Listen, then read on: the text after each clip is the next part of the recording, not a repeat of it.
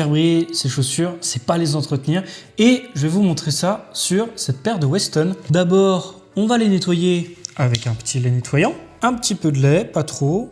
Mieux vaut y revenir par petites touches que en mettre beaucoup d'un coup. Donc ce que vous voyez là, c'est pas la patine qui part, c'est les couches précédentes de cirage. Je suis en train de démaquiller la chaussure en réalité. Ensuite, j'utilise la brosse décrottoir. Je vais utiliser de la crème de cirage Bordeaux.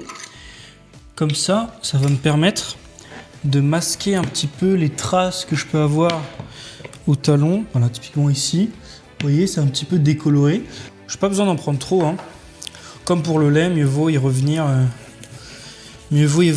par petites touches plutôt que d'en mettre beaucoup d'un coup. Tout doit être absorbé par le cuir. Redécrottoir. Et enfin, pour la protéger, je vais utiliser de la pâte de cirage.